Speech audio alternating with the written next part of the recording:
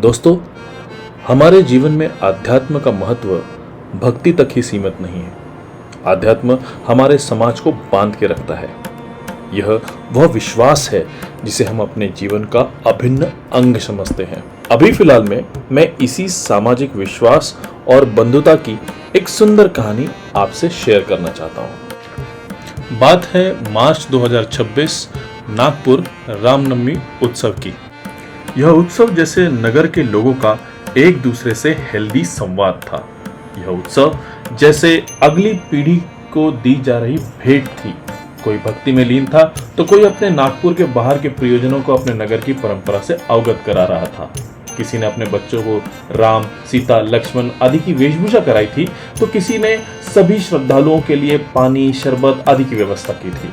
सभी खुश और उत्साहित थे। लेकिन हमें निकलना था नागपुर से करीब 80 किलोमीटर दूर एक गांव की ओर और साक्षी बनना था 400 साल से चली आ रही एक परंपरा का, उत्सव का, सामाजिक बंधुता का, भक्ति का और एक अविस्मरणीय अनुभव का। शहर की भीड़भाड़ से दूर इस छोटे से गांव में मैं आया था राम जन्मोत्सव देखने के लिए। गांव के बीचों बीच बना एक पीढ़ीजात परंपरागत व सुंदर राम मंदिर, जिसे पीढ़ी दर पीढ़ी गांव की एकता, अखंडता व आध्यात्मिक ऊर्जा का केंद्र बनाया इसके कर्ता-धर्ता सालपेकर परिवार। सालपेकर परिवार के घर में ही स्थित यह राम मंदिर ग्रामीण वास्तुकला का एक सुंदर उदाहरण है।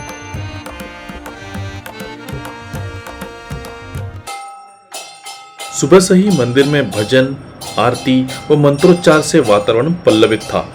जैसे जैसे समय बीता, राम जन्मोत्सव की तैयारियां जोर पकड़ रही थी। ना कोई रोशनाई, ना जगमगाहट, बस लोगों का साथ, आध्यात्म व भक्ति का संचार और इस सभी के बीच सरलता, शुद्ध भाव और सादेपन को निहारता मैं।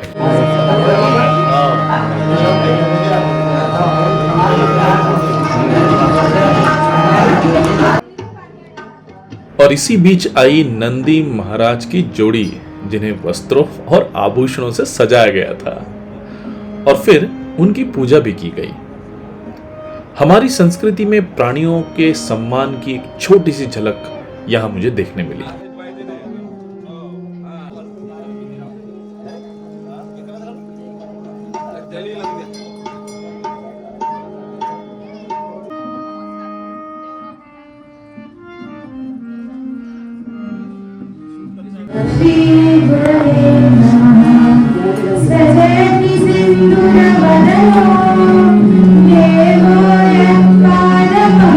सरलता और समृद्धि का ऐसा सुंदर संगम बहुत कम ही देखने को मिलता है और इसमें चार चांद लगा दिए सालपेकर परिवार की सबसे युवा पीढ़ी की एक कीर्तनकार ने। राम जन्म और उससे जुड़ी सभी घटनाओं का एक सुंदर विवरण, संतों की मधुर वाणी का हमारे जीवन में महत्व आदि को बहुत ही सरल भाषा और सुंदर गीतों से हम तक पहुंचाया इस युवा कीर्तनकार ने। आजकल जेनजी के नाम से जाने वाली पीढ़ी की इस कीर्तनकार ने हम मिलेनियल्स और उससे भी पहले पीढ़ी के लोगों को आध्यात्म की, जैसे कि वंदे भारत एक्सप्रेस की ही सैर करा दी हो।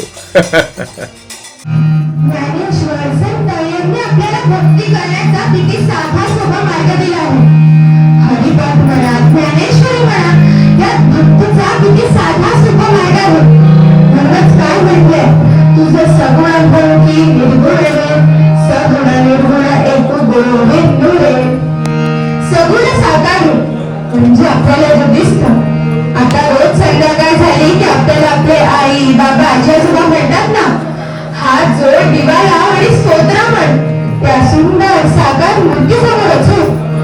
मग आता ही भक्ती ज्याला जशी भावते तशी, म्हणजे कशी हो? हरी म्हणा, कोणी गोविंद म्हणा, कोणी गोपाळ म्हणा, हरी नारायण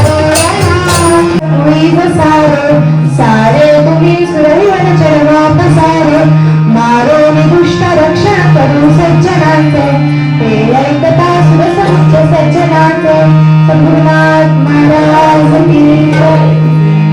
मी भूतलावर अवतार घेणार आहे, तेव्हा तुम्ही सगळेजण वनचर म्हणून माझ्या मदतीला तिकडे जा।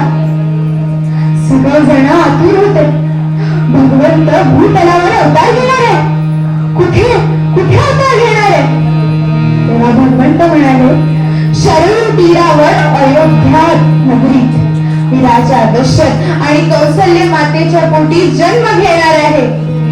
तेव्हा तुम्ही सगळेजण वनचर म्हणून तिथे माझ्या सोबत राहा, मला साथ द्या. सगळेजण लगेच अयोध्येच्या दिशेने धावू लागले. कशी आहे ही अयोध्या? शरयू तीरावरी अयोध्या मनु निर्मित नगरी. अयोध्या मनु निर्मित नगरी. और इतने में राम, लक्ष्मण और हनुमान जी की आगमन की तैयारियां शुरू हो गई थी. एक बार फिर जेनजी पीढ़ी के 3 प्रतिनिधियों ने इस जिम्मेदारी को बखूबी और बड़े ही ग्रेसफुली निभाया.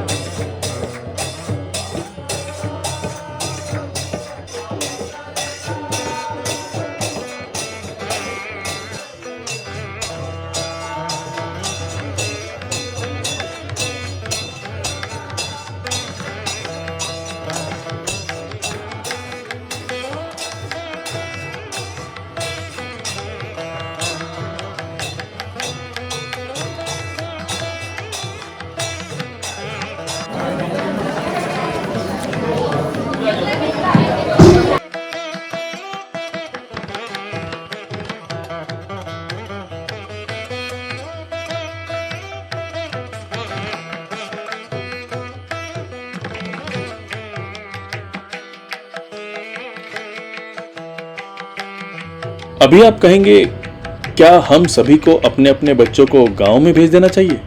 तो नहीं दोस्तों, हमें अपने रूट से उन्हें जोड़ना है और उन्हें भी जताना है कि वे भी इम्पोर्टेंट हिस्सा हैं इस सामाजिक व्यवस्था का.